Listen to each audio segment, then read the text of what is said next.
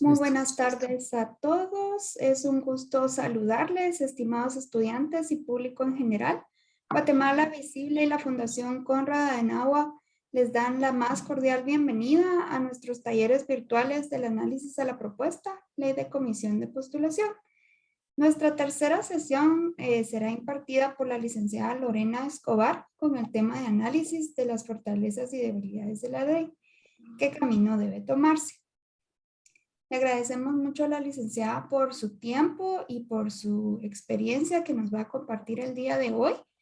Y asimismo a todos ustedes, si son tan amables de tener en cuenta también a la hora de preguntas y respuestas, estar anuentes a los colegas de Guatevisible, quienes estarán moderando este segmento. Me permitiré leer una pequeña reseña de nuestra expositora. Ella es coordinadora del Departamento de Análisis Jurídicos de la Asociación de Investigación y Estudios Sociales. Así es, ha sido también consultora de varios programas, por ejemplo, el Programa de Naciones Unidas para el Desarrollo. También ha sido catedrática en diversos cursos de universidades. Ella es licenciada en Ciencias Jurídicas y Sociales, abogada y notaria por la Universidad Rafael Landívar. Posee una maestría en Derecho Corporativo, también de la Universidad Rafael Landívar, y ha hecho varias publicaciones de artículos sobre las temáticas que ella ha realizado sus estudios. Asimismo, tiene varias contribuciones en propuestas de iniciativas de ley, tales como ley que regula los servicios de seguridad privada, la ley de propiedad judicial, reformas a la orden público. Por lo tanto, les agradecemos a todos ustedes que estén en esta sesión y a nuestra experta. Le daré la palabra a nuestra colega de Guatevisible, Mónica, quien estará realizando una dinámica con ustedes para realizar una encuesta previa de conocimiento. Gracias. Gracias, Annalisa. Buenas noches a todos. Qué gusto estar nuevamente con ustedes. Hoy vamos a estar, como Annalisa lo mencionaba, abordando el tema sobre las debilidades y fortalezas de la ley de comisiones de postulación. Creo que todos recibieron en sus correos, ahí nos encargamos de mandar por medio de Álvaro, un correo en donde recibieron la ley de comisiones de postulación. Ahí les pediríamos que la tengan ahí cercana a ustedes, ¿verdad? Que tengan el archivo abierto porque se va a estar haciendo una dinámica con la ley, ¿verdad? Y es necesario que ahí la puedan tener para que vayan preparando ese material en este taller. También decirles que pueden posición, que de repente tienen una duda, pueden escribir la duda, pueden escribir la consulta, el comentario en el chat. Pueden participar, pueden trasladarle las preguntas a mi compañero Minor Lorenzo, GB. Ahí lo pueden identificar fácilmente y él se va a estar encargando de recopilar todas las preguntas. Así que los animamos muchísimo. Hoy es un taller mucho de análisis, ¿verdad? De que ustedes también puedan como poder aportar, ¿verdad? En lo que ustedes están escuchando, etcétera. Porque al final la idea es pues tener un contexto y tener también una idea más clara de las cosas que se pueden mejorar en la ley, ¿verdad? Entonces, ahí sí que los invitamos a estar súper atentos y a que puedan participar para hacerlo lo más dinámico posible y que ustedes puedan también salir pues con un conocimiento muchísimo más grande sobre la ley de comisiones de postulación. Como lo hemos hecho en cada taller, vamos a hacer una evaluación pre y post de conocimiento. Entonces, en este momento, yo le voy a pedir a Álvaro que nos pueda compartir ahí el link donde ustedes van a ingresar y contestar unas preguntitas, ¿verdad? Rapidito, vamos a dar ahí unos 4 minutitos para que ustedes puedan responder y pues dejamos este tiempo para que ustedes puedan realizar esta evaluación que les pedimos de verdad, por favor, que puedan ingresar a responderla.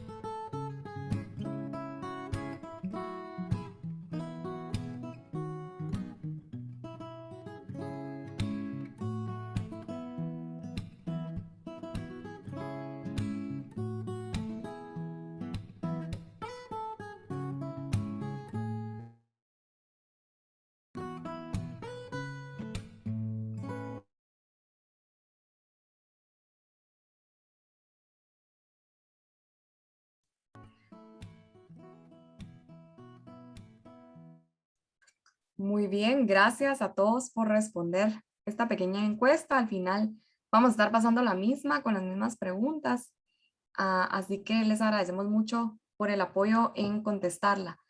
Entonces, sin más preámbulo, vamos a dar ya el uso de la palabra a nuestra expositora del día de hoy, que es de verdad una de las personas expertas en este tema, ¿verdad? Que ha analizado ya por varios años la ley de comisiones de postulación, así que la recibimos ahí con un fuerte aplauso virtual a la licenciada Lorena Escobar. El tiempo y el espacio es suyo. Muchas gracias, Mónica.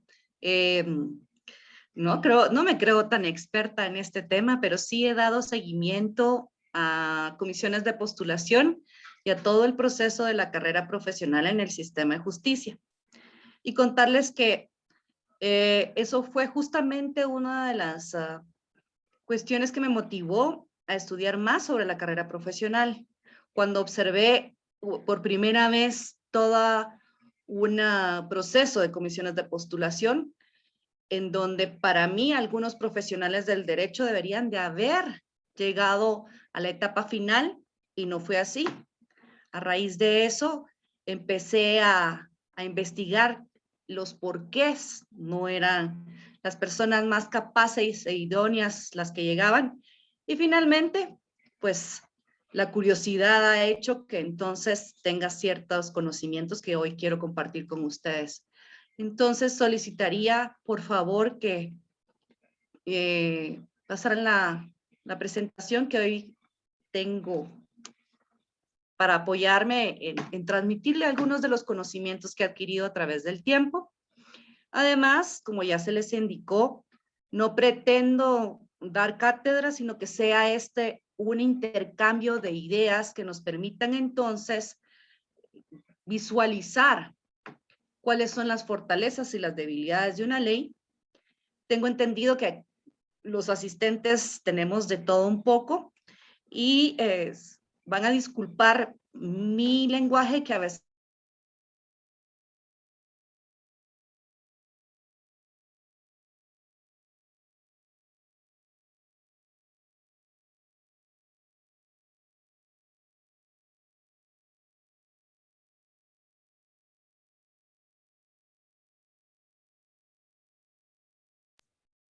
Creo que perdimos ahorita un poco el audio de la licenciada, pero vamos a dar un par de minutitos para que en lo que retoma la conexión la licenciada.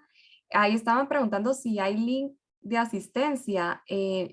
Lo que estamos pasando ahorita es un link para responder una encuesta, ¿verdad? Por si algunos se están conectando ahorita y no lograron responderla, tal vez Álvaro ahí nos hace favor de compartir nuevamente el link, aprovechando y dando tiempo a que la licenciada vuelva a ingresar. Ya está ingresando nuevamente.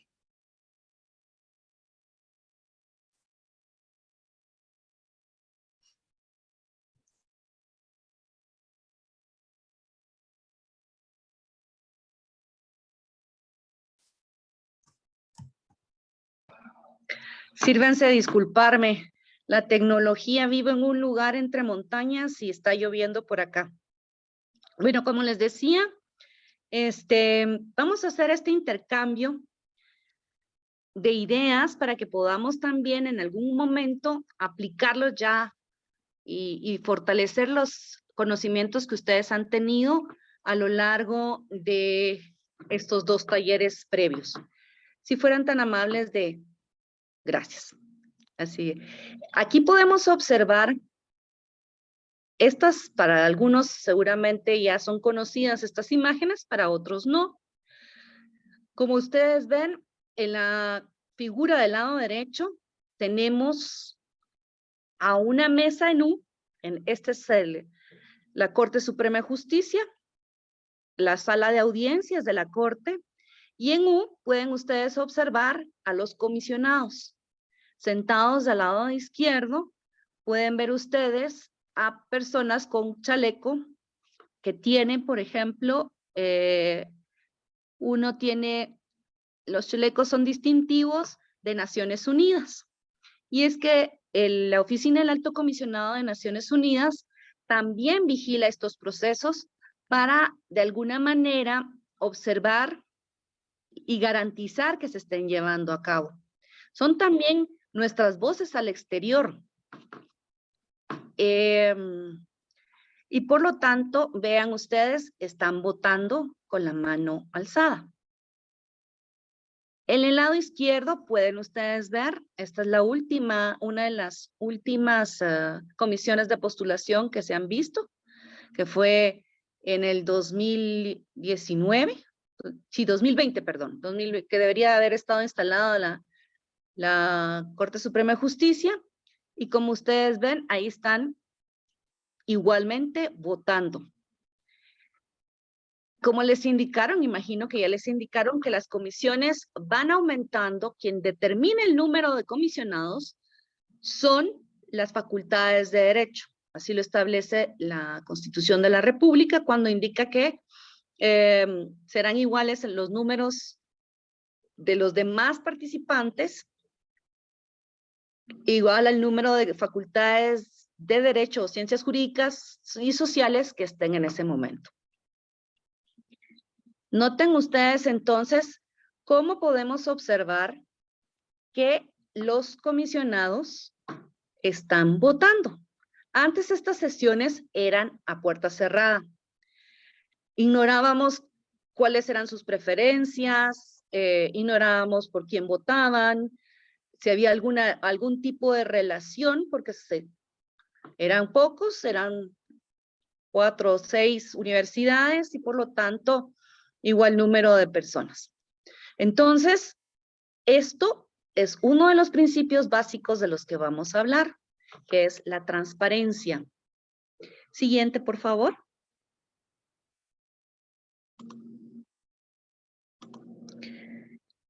Esa transparencia también nos ha permitido observar cómo estas personas, quienes son aspirantes a un puesto, en este caso específicamente a la de fiscal general y jefe del Ministerio Público, se hacen entrevistas.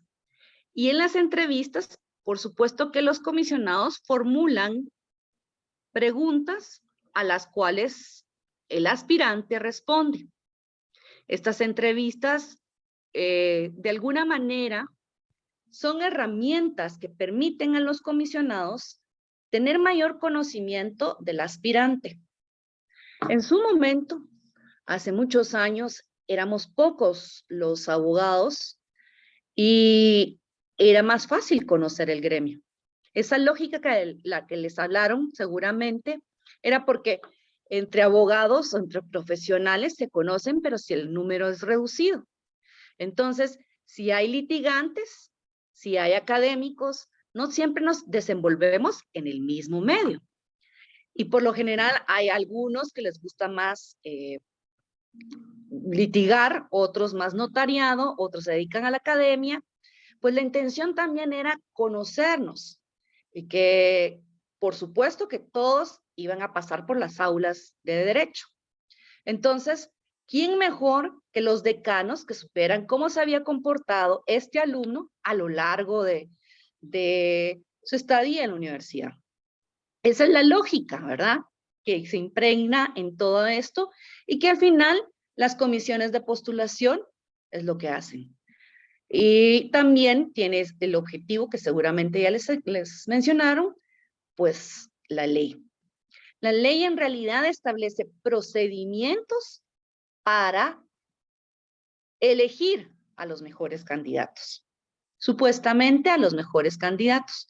Pero ha crecido tanto el gremio que hoy por hoy estamos, si no estoy mal, en 30,000 personas, abogadas y notarias. Entonces, difícilmente cualquiera puede conocer, es muy difícil conocer a 30,000 personas, y menos cómo se han comportado en el ejercicio de su carrera. Ese es uno de los grandes retos que tiene cualquier comisionado que esté sentado viendo al futuro magistrado o fiscal o defensor o, a cargo de la defensa pública penal. Y por favor el siguiente. Entonces, ya teniendo en cuenta estas cuestiones que son más de practicidad, pues una de las fortalezas a las que hacía alusión es la publicidad del proceso. Es decir, todos hoy por hoy, incluso Guatemala Visible, se ha caracterizado por transmitir y grabar todas las sesiones de las comisiones de postulación. Y eso puede entonces generar una serie de archivos, por si tiene uno duda, ir y atender esos archivos digitales o consultar. Este proceso, como insisto, antes era cerrado. Nadie sabía qué ocurría. Y luego, otra de las fortalezas es que se debe de observar, los comisionados están obligados a cumplir con los procedimientos y los principios establecidos en esta ley. Y los principios son el de transparencia, que tiene dos formas, según la ley, de manifestar esa transparencia. Y eso quiere decir que a través de la información que presten la comisión en función, las acciones oportunas, eficaces y actualizadas de los datos que estén haciendo, de la información que tengan. Es decir, tienen que tener inmediatamente los resultados cuando ya tengan, o en su momento cuando hacen un perfil, lo primero que hacen es el perfil del candidato. Entonces, uno de los principios es la transparencia. Otro es la excelencia profesional. ¿Qué quiere decir esto? Que busquen entonces a las personas en todo momento deben de guiarse para encontrar el perfil mínimo que facilite la selección de personas que se postulan a los distintos cargos basados en criterios objetivos de capacidad, especialidad, idoneidad, honradez y honorabilidad. Todo el momento deben de estar pensando que eso les garantizará la excelencia profesional. Y estos también está establecido en la Constitución Política de la República. Es decir, hay concordancia, hay armonía entre la Constitución y esta ley. Además, exige entonces que los medios que vayan a utilizar para garantizar esta excelencia sean de acuerdo con esto. Tienen que ir pensando cómo se van a garantizar saber sobre la capacidad de una persona o la honradez. Son temas difíciles. Si ustedes están evaluando, ¿cómo podrían evaluar una capacidad? Y en especial de un abogado, ¿verdad? Entonces hay una serie de herramientas que pueden utilizar los comisionados para determinar estos aspectos. Pero estamos hablando entonces de los principios. Ya mencioné transparencia, excelencia y objetividad es el siguiente. Quiere decir que tienen que tener criterios y requisitos, condiciones concretas que hagan factible establecer una ponderación, una valoración de las personas, de esa capacidad. En realidad es de las capacidades, habilidades, destrezas, ética y todo ese conjunto de características que debe tener una persona para ocupar un puesto determinado. No son en realidad una agencia de recursos humanos enorme. Recuérdense, quienes están ahí sentados son abogados, no son administradores, no son psicólogos industriales. Entonces, eso hace aún más retador el cumplimiento de estas obligaciones. Y por último, tenemos la publicidad como principio, que significa que todos los actos que se realicen, las comisiones de postulación son públicos. En dichos actos podrán participar como observadores los interesados y el público en general. Cualquiera. Por eso es que cuando les mostré esa gráfica o esa imagen, en ese momento no estaban llenos, pero hay ocasiones en donde, sobre todo cuando ya están definiendo quiénes ingresan a la lista de postulación, está llena la sala. En esa ocasión, como les digo, no, pero todos los interesados quieren saber cómo van a evaluar a su oponente o cómo van a ser evaluados o si van a ingresar a la nómina o no. Y la sociedad también tenemos ese derecho de saber quién va a ocupar ese alto cargo. Entonces podemos participar. Esas son unas de las fortalezas que tiene esta ley. Además, podemos ver cómo la actividad preparatoria que realiza la comisión de postulación. Establecen un perfil. Primero, se reúnen, tienen que ser convocados por el Congreso de la República. El Congreso les dice, bueno, señores, da el anuncio de salida. ¿Están ustedes ya convocados para integrarse? Deben de integrarse según quien lo diga la ley de comisiones de postulación, o en caso no lo dice, cada institución tiene un periodo previo. En caso del Ministerio Público habla de 60 días previos a que venza el cargo. En ese momento debe de instalarse, ya estar instalada la comisión de postulación. Entonces, pues obvio, los decanos de cada facultad, en este caso, pensando en el próximo que está por venir, que es la del fiscal general, ya todos están electos, porque es el presidente del Colegio de Abogados, el presidente de la Corte Suprema de Justicia, el presidente del Tribunal de Honor y además los decanos. Entonces no hay nadie a quien elegir, ¿verdad? Aquí ya están listos solo para que les dicen arranquen con sus cometidos y sus obligaciones. La primero que deben de hacer es establecer ese perfil mínimo al que me refiero. Es decir, el perfil tiene que saber qué es un perfil. No es la Mona Lisa de lado ni nada por el estilo. Es saber qué virtudes, habilidades, capacidades se necesitan al día de hoy. Porque no es lo mismo haber sido fiscal general hace 20 años, porque el contexto era diferente, al actual. Hoy se requieren de otras habilidades y destrezas. Pensemos que dentro de 20 años va a ser diferente. La tecnología es mayor, entonces se requerirán mayores destrezas, conocimientos distintos. La globalización en el caso del fiscal general, trae beneficios, pero también trae retos y desafíos, porque el crimen organizado ya es transnacional. Entonces, no podemos pensar que las habilidades del hoy van a ser las mismas que se van a requerir dentro de 30 años. Entonces, lo primero que hacen es definir el perfil mínimo que se requiere. Pensemos entonces que tenga una buena comunicación, pero lo básico es los estudios académicos, la experiencia que ha tenido, porque una cosa es que sea un estudioso y no haya tenido ninguna experiencia en el campo, por ejemplo, y otra es que también muestre que es honorable. Esos son los retos y cómo se van a ir demostrando.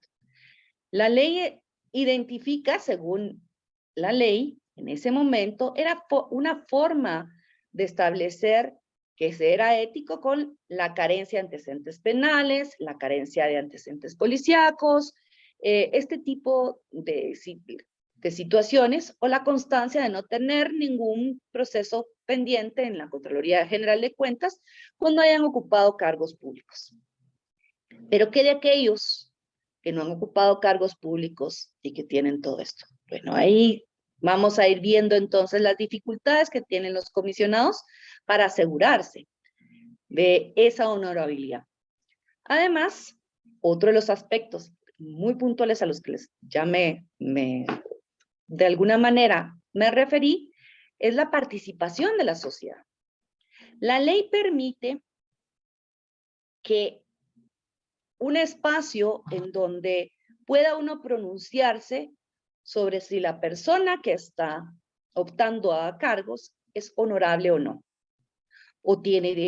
Entonces a eso se le llama tachas. Una tacha es una forma de objetar a quien está aspirando a ese cargo. ¿Y por qué?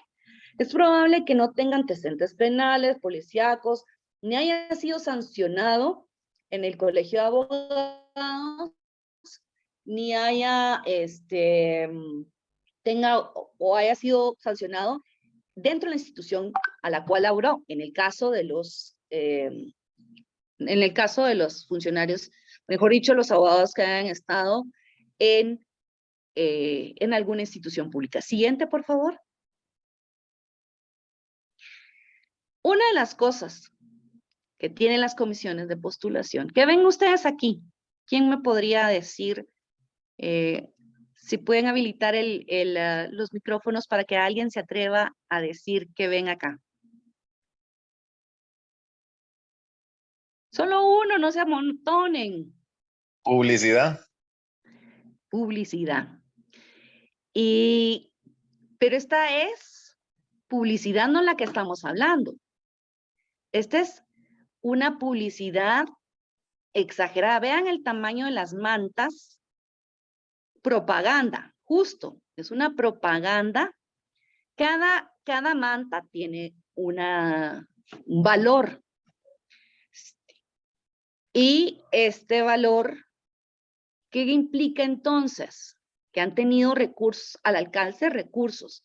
En el caso de las comisiones de postulación, cuando el Colegio de Abogados elige a un representante, poniendo por ejemplo, cuando se eligen a magistrados de las Cortes, se debe de presentar, hay una nómina, y los abogados votamos por quienes nos vayan a representar como comisionados.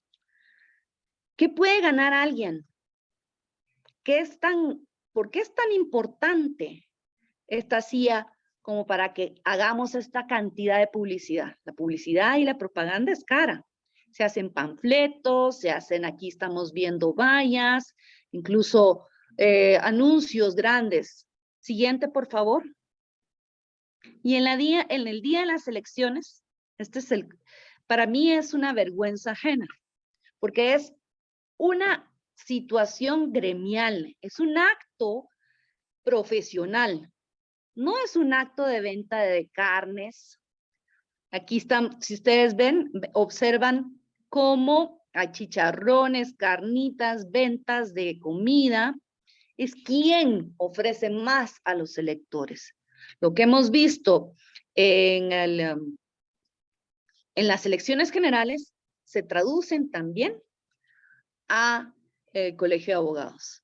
Incluso hasta llegan a contratar edecanes, tienen salones en donde hay artistas o cantantes, que entonces desvirtúa totalmente la intención de esto. Siguiente, por favor. Y eso ya nos hace pensar qué hay detrás como para invertir tanto en estas. Bueno, una de las cosas que tiene esta ley es que presenta ciertas debilidades. Como lo ven, las elecciones en los cuerpos colegiados no es una competencia sana. Es quien tenga más capacidad de llegar a todos los electores puede Entonces, puede entonces abarcar la atención y llamar la atención de los demás. Eso es una competencia desigual.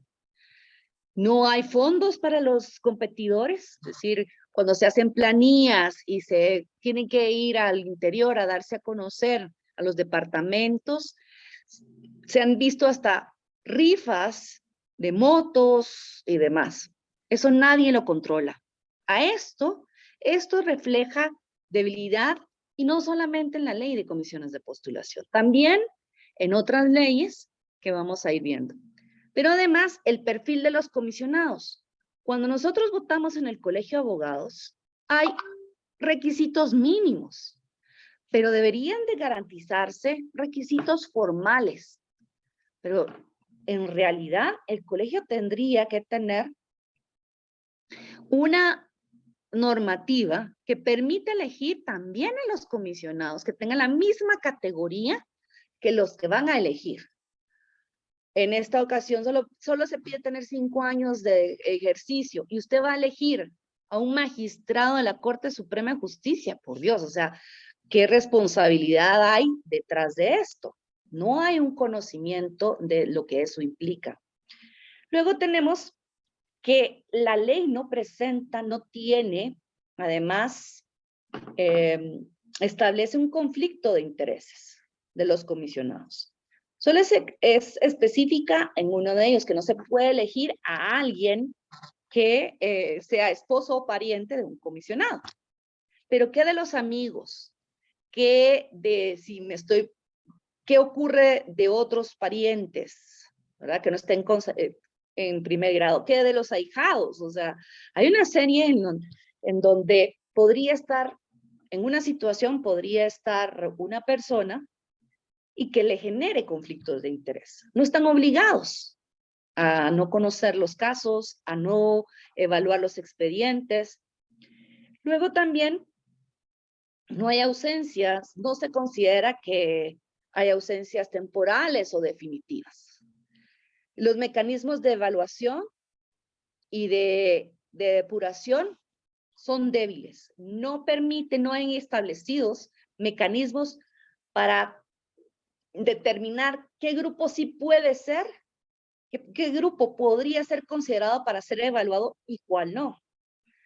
Solo son el cumplimiento de requisitos el que permite entonces ser el primer filtro que determine, así como cuando ustedes tienen un colador y ponen todo el arroz y que entonces quede el arroz, el grano más grande y mejor, y queden algunos, se caigan algunos, pero dentro de esos granos habrán algunos que tienen hoyitos, que son imperfectos, haciendo una analogía y guardando las distancias, por supuesto. Pero estos mecanismos entonces hacen más lento y dificultoso el poder elegir. Y no precisamente garantiza que sean los mejores que vayan. El proceso de votación, entonces, tienen que todos votar, como ustedes vieron, a viva voz. Y la puntuación será otra. Pero ya me están marcando, entonces, el tiempo. Siguiente, por favor. ¿Qué hacer entonces? ¿Qué alternativas? Si esta es la ley y la herramienta que tienen los comisionados y que también tenemos nosotros como ciudadanos, yo veo estas 3 alternativas tomando en cuenta a corto plazo, mediano y largo. A corto plazo se necesita que las comisiones tengan un presupuesto de funcionamiento, algo que es otra de las debilidades. Se requiere de papel, se requiere de secretaria, se requiere de una logística que facilite ese trabajo. Y eso no lo tiene la ley. Además, que las personas se involucren más, los ciudadanos se involucren más en esa auditoría social. Hoy los están haciendo ustedes. Hoy están ustedes aquí porque les interesa. Porque saben que el día de mañana esa persona, por ejemplo, como el fiscal general, va a estar a cargo de la dirección del Ministerio Público. ¿Qué quiere decir eso? Va a decidir a qué proceso sí se continúa y qué proceso se deja, a quién se investiga y a quién no. La propuesta propuesta de instrumentos para la gestión y evaluación, desde la auditoría social, desde no solo auditar, sino también proponer cómo, si usted es una psicólogo industrial y ve que se está llevando a cabo mala elección, no se están considerando algunos aspectos que podrían determinar quién es el mejor capacitado para ocupar el puesto, usted puede hacer una propuesta y hacérsela llegar a los comisionados. Que no la tomen es una cosa, que no la tomen en consideración, pero usted ya está aportando a la comisión de postulación y puede hacer ver que por uno u otro interés no están haciendo caso a este asunto. De alguna manera se ejerce presión cada vez más sobre quienes están siendo vigilados. Por el otro lado, estimo que a mediano plazo es necesaria una reforma a la ley de comisiones de postulación. Hay un ejercicio en donde varias organizaciones sociales han detectado cuáles son estas debilidades y han hecho una propuesta de ley que se ha llevado al Congreso de la República y hay iniciativas. Y entonces hay que seguir presionando o solicitando, sobre todo a los diputados distritales, que uno puede identificar mejor, que se reforme la ley de comisiones de postulación. También creo que uno de los puntos necesarios a reformar es este reglamento de elecciones, donde se establezca también la posibilidad de auditar y que se rindan cuentas de los recursos que están utilizando y su proveniencia, porque muchas veces estos recursos tienen una finalidad, no son altruistas, tienen una finalidad e intencionalidad y eso genera conflicto de intereses para quienes lo reciben.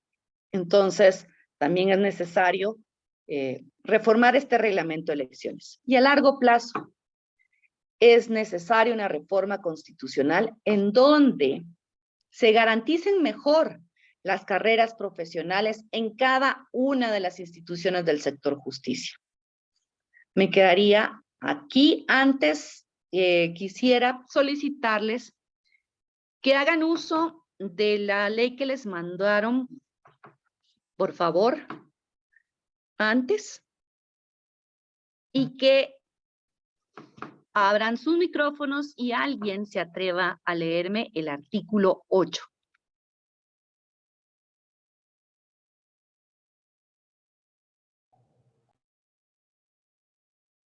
María, por favor. Gracias, buenas noches. Dice artículo 8, quórum. Para la celebración de sesiones se requiere la presencia de las 2/3 partes de los miembros que integran la comisión. No se aceptarán representaciones. Se exceptúan de esta disposición la comisión de postulación que elabora la nómina para elegir al Consejo de la Defensa Pública Penal y la Comisión de Derechos Humanos del Congreso de la República, quienes se regirán por lo dispuesto en la ley específica respectivamente.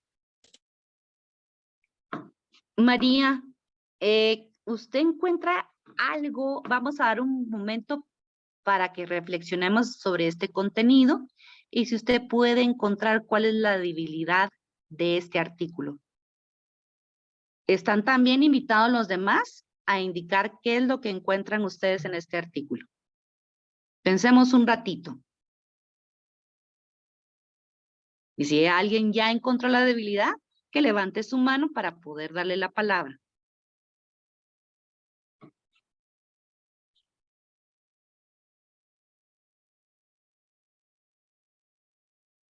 María, qué bueno, diga. Voy a intentarlo. No sé si sería tal vez que no es necesario que las personas de la comisión de postulación estén ahí, sino que ellos pueden ser representados. Y no se sabe si estas representaciones van a representar, valga la redundancia, los verdaderos intereses de la comisión. Leamos de nuevo el artículo, María, por favor. ¿Todo o solo? No, solo donde habla sobre la representación. Ok. No se aceptarán representaciones. Se exceptúan Ahí de está. esta disposición la comisión de postulación que elabora la nómina para elegir al Consejo de la Defensa Pública Penal y la Comisión de Derechos Humanos del Congreso de la República, quienes se regirán por lo dispuesto en la ley. Perdón que la interrumpa. No se aceptarán representaciones. ¿Qué implica eso?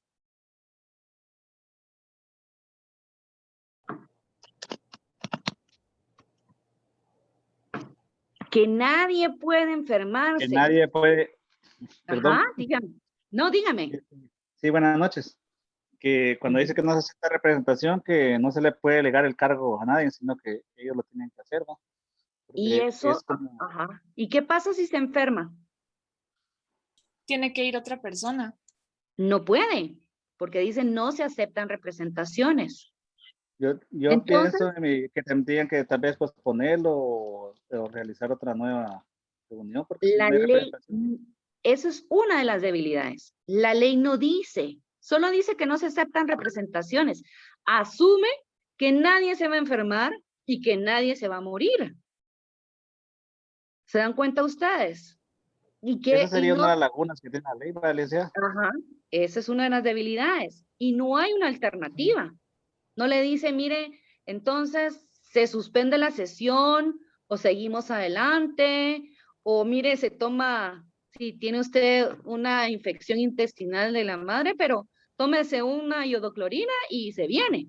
O sea, esas cosas no las previó la ley. Y esa es una de las debilidades. El siguiente, vamos a ver, rapidito vamos, ¿cómo estamos en tiempo? Minor, para no pasarme. María, dígame. Licenciada, perdone, pero bueno, imaginemos que dice esto de las representaciones. Si, por ejemplo, dijera qué se procedería para, o sea, digamos que alguien se enferma y dice, en caso de que alguien se enferme, se procedería a hacer tal y tal cosa. ¿Ahí ya estaría mejor? ¿O qué tendría que ser para que de verdad estuviera como que Justo eso. fortalecida? Justo eso, o sea, ¿qué pasa? O sea, ¿qué pasa si la ley tiene que prever varios escenarios? Y en este caso no lo hizo. Si hablamos de una facultad, de un decano de la facultad, muere, hay un proceso que debe de tenerse en cuenta, ¿verdad? Tiene un proceso interno en la facultad de Derecho, pero entonces tendría que decir, lo que la ley dice es sigan adelante. En realidad no ha dicho deténganse, sigan adelante con los que tienen, ¿verdad? En este caso, imaginémonos ahorita, bueno, vamos a estar en elecciones, la próxima elección es la del fiscal general. Y estamos en medio de una pandemia. ¿No es absurdo entonces que más de uno de los comisionados puede enfermarse? Y eso no está previsto. Entonces, como usted dice, María, la ley debería haber establecido un procedimiento alterno o una vía que defina esta situación. Eso es una de las debilidades que tiene. Y ese proceso de análisis es el que yo quiero que invitarlos. Esta situación no es de abogados. Es lo que siempre hemos dicho. Esto nos concierne a todos porque el día de mañana cualquiera puede ser despedido de su trabajo y tiene que garantizarse que cuando vaya a reclamar al organismo judicial sea un juez objetivo, no tenga compadrazgo con mi patrón, ¿verdad? Y que sea capaz, y si lo tiene, de excusarse.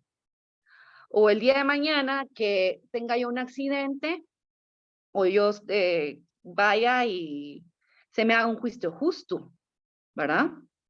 O que alguien me haya chocado y al final murió una persona, un tercero, pero que se determine que hubo un accidente o eso, y la investigación sea objetiva. Entonces, todos tenemos esa posibilidad y por eso es que es necesario que esta ley la lean y no vean nada más cuestiones legales, sino que vean también situaciones. Eso es importante. Gracias, María. Creo que estamos sobre el tiempo.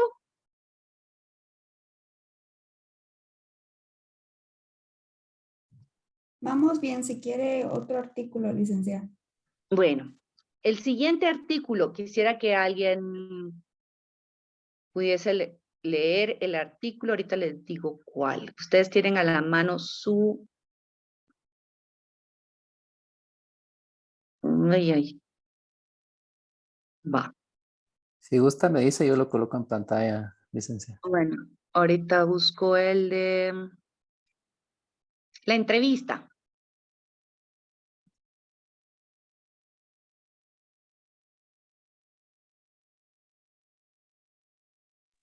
Solo perdón, ¿qué artículo es? Ah, perdón, 19. Gracias. Sí, disculpe.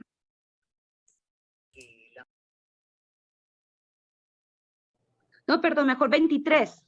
Veamos la elaboración de la nómina. 23. ¿Se me da lectura ya? Sí, sí, son tan amables. Leti. Leti Vanessa, ¿verdad? Leti Por Vanessa. favor. Artículo 23. Elaboración de nóminas. Con base en la lista de candidatos que se elabore de conformidad con el artículo anterior, las comisiones de postulación procederán a integrar las nóminas de candidatos que remitirán a donde corresponda. Para el efecto, se principiará votando por el aspirante que haya obtenido mayor puntuación y se irá votando en forma descendente por los que hayan punteado menos.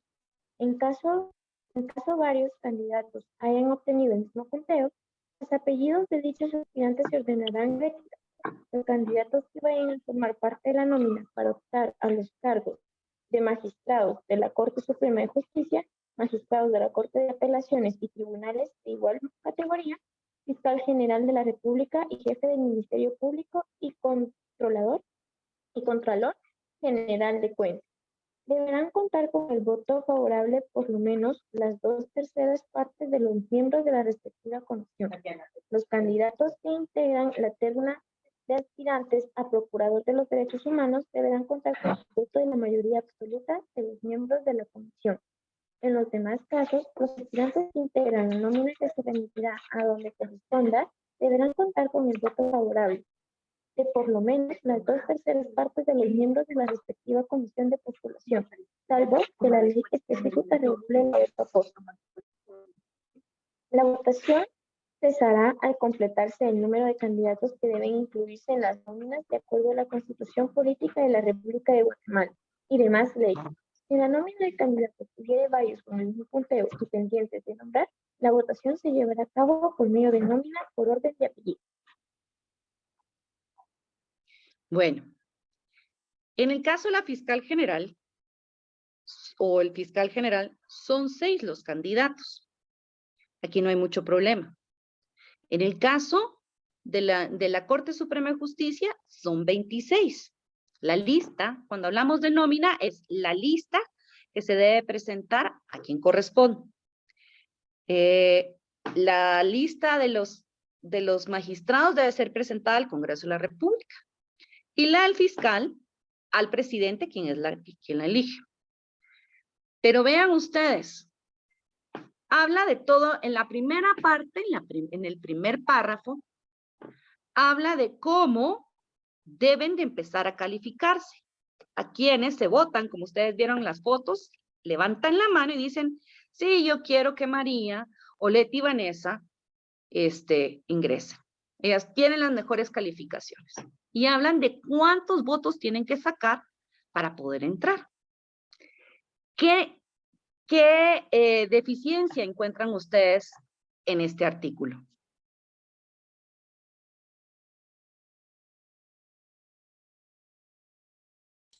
Tal vez lo de los apellidos.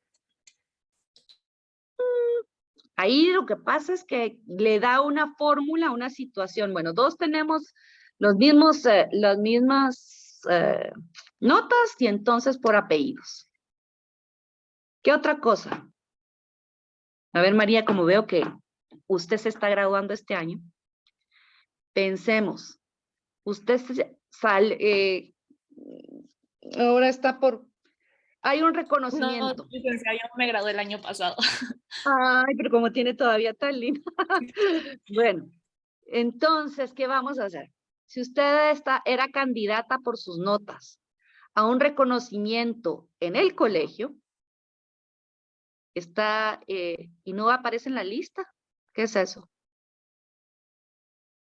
En ningún momento este artículo dice que los mejores punteados deben de incluirse en la lista.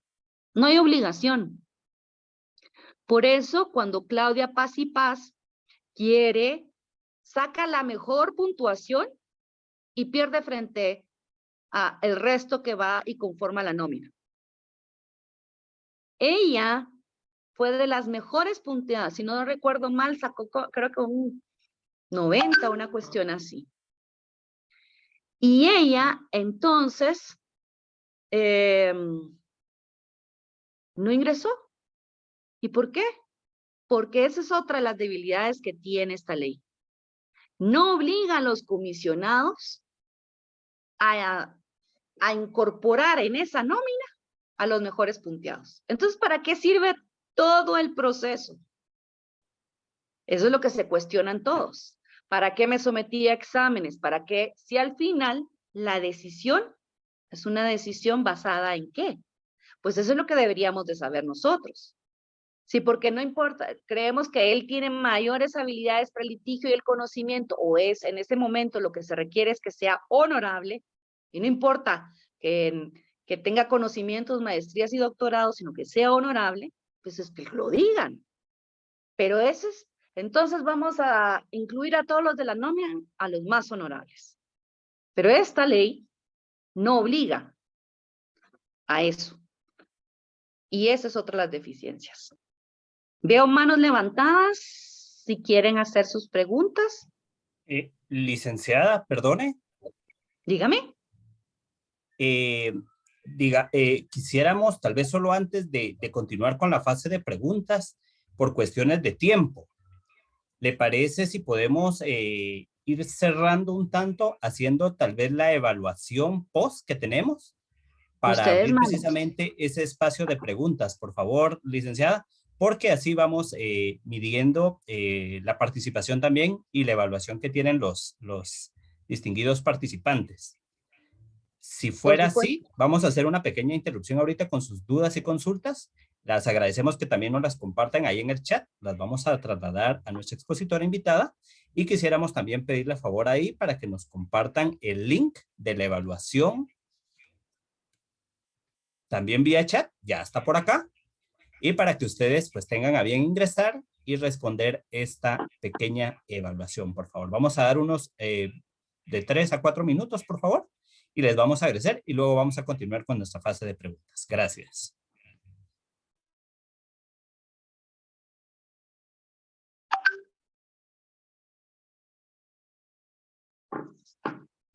Ajá.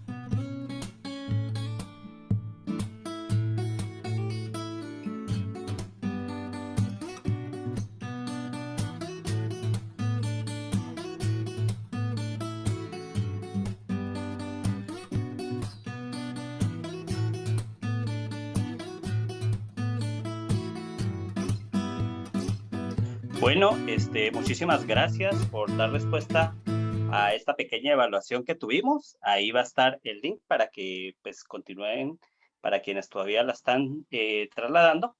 Y pues quisiéramos agradecer también ya a la licenciada Lorena Escobar por esta importante participación.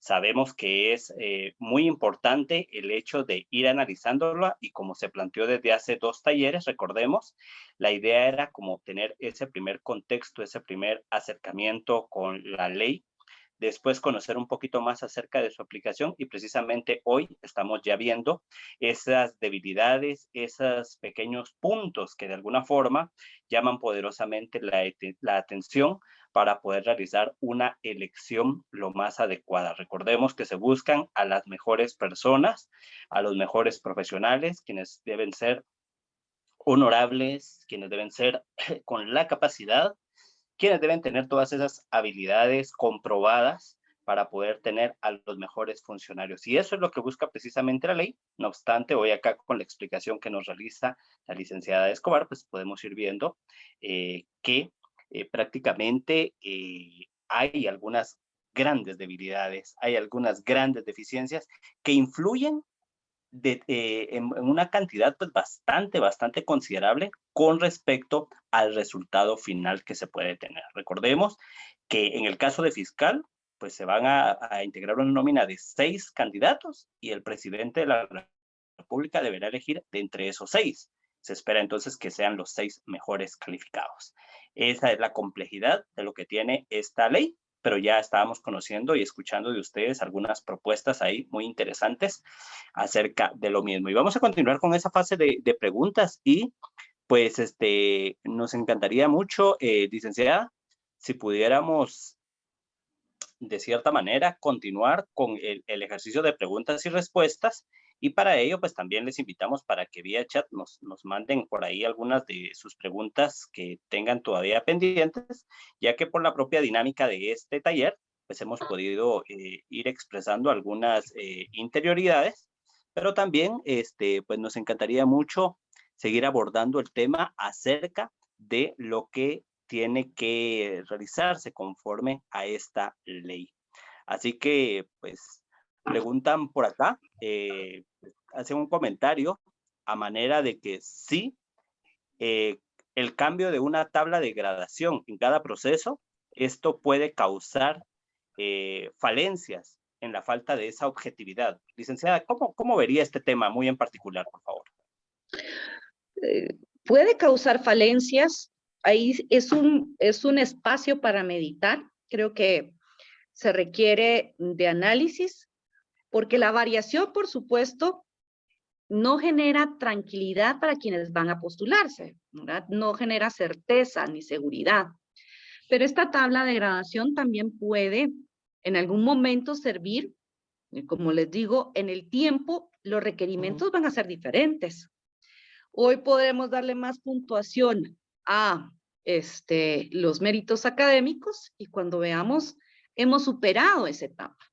Lo que se va a necesitar es más puntuación a los méritos éticos, ¿verdad?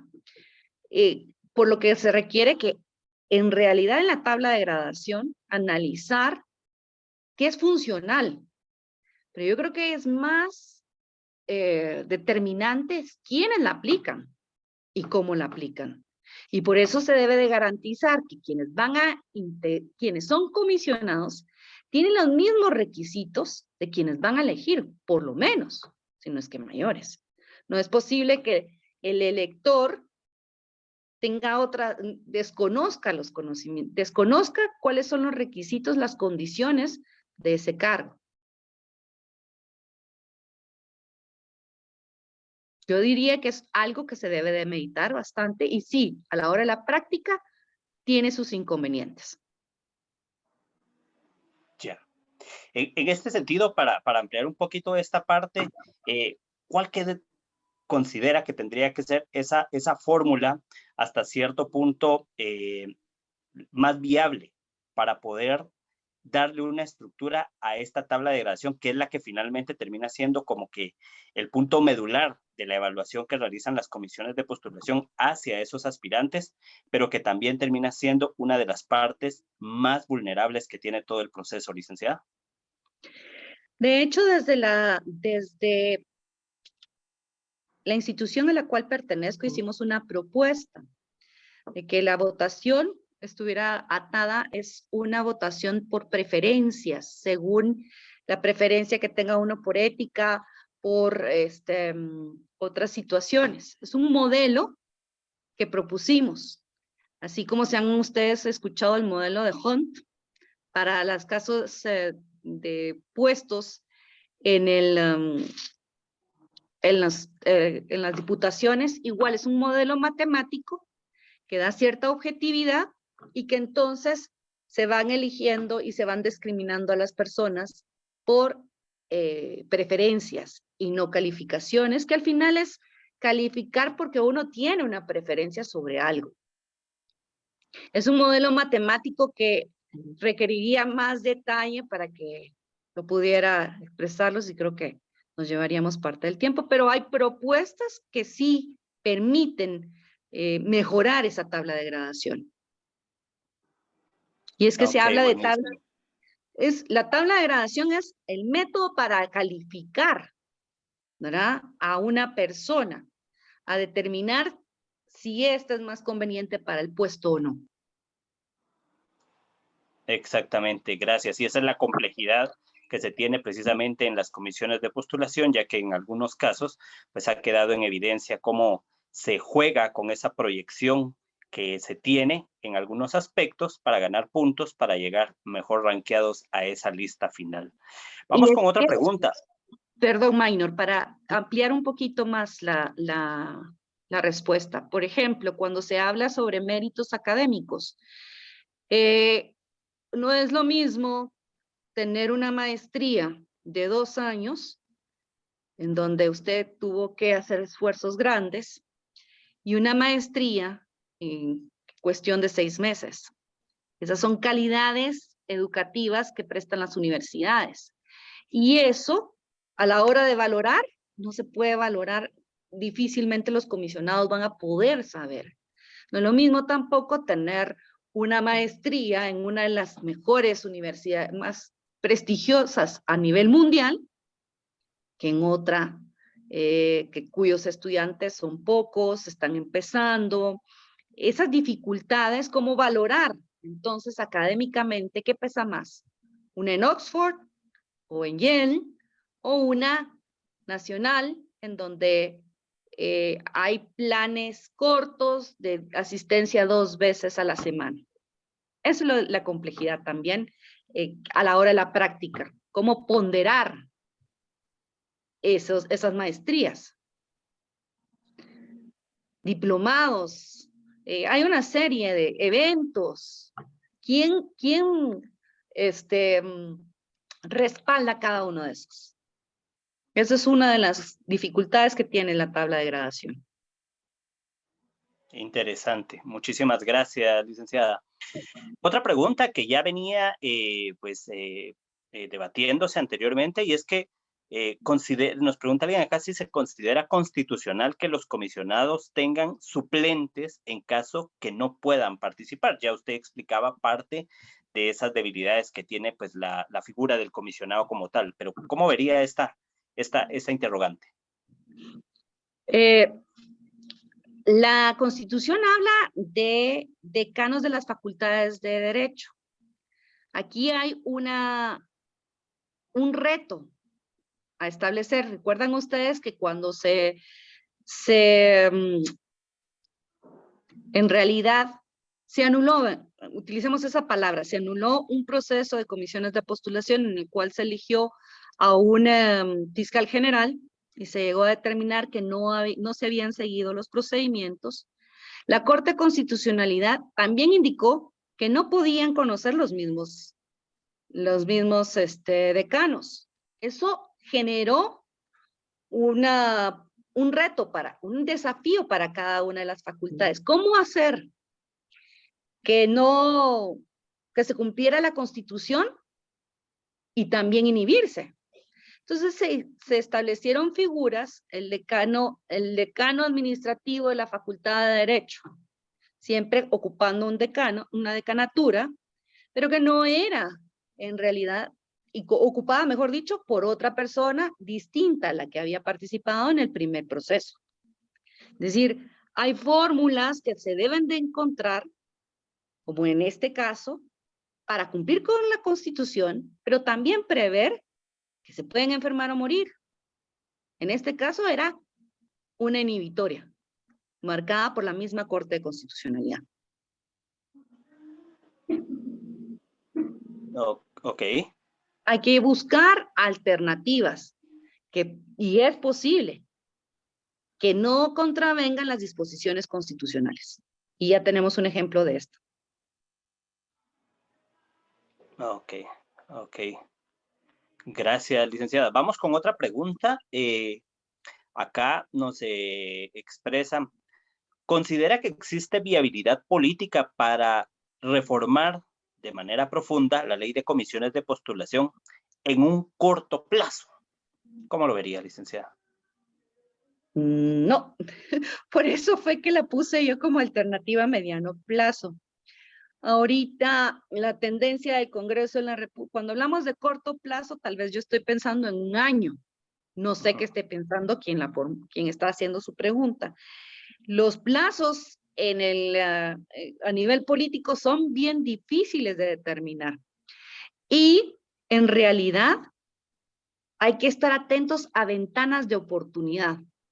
¿A qué me refiero con una ventana de oportunidad? Hoy estamos mejor dicho, los congresistas están pensando en el presupuesto y en la elección de la Junta Directiva.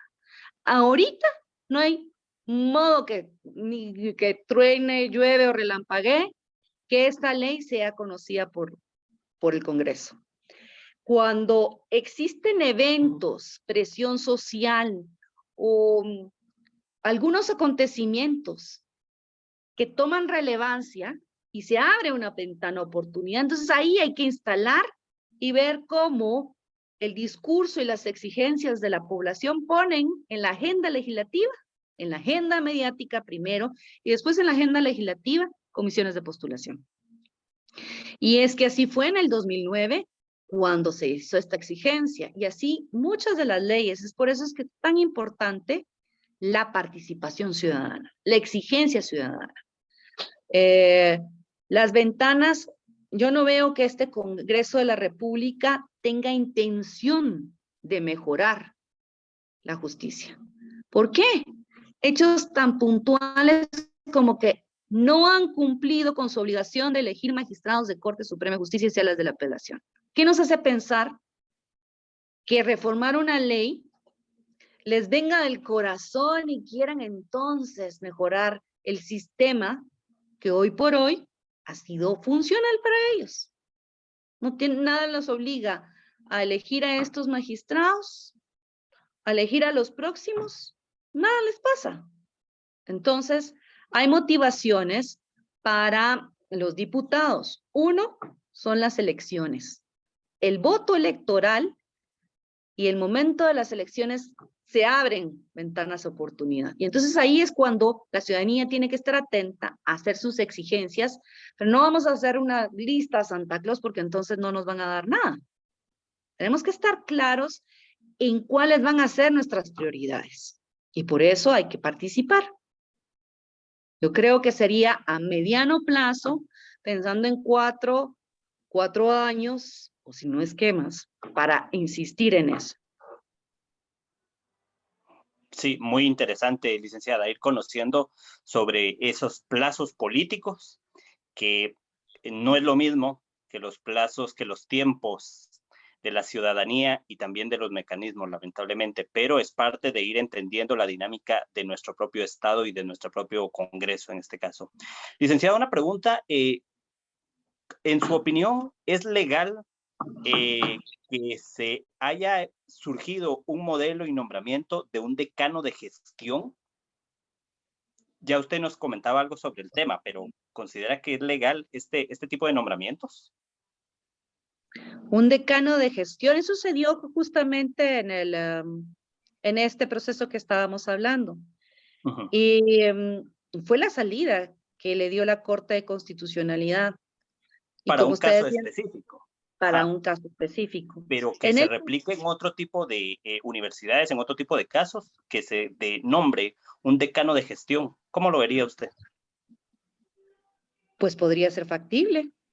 Ser decano de gestión de la facultad el apellido, yo no vería ningún problema si está bien fundamentado. ¿A qué me refiero? No, pero porque a mí como decano no me gusta participar, eso no. No. En todo caso, creo yo que es porque existen impedimentos reales que ameriten esto. No sé si me expliqué, Maynor. Sí, sí, vamos ahí entendiendo.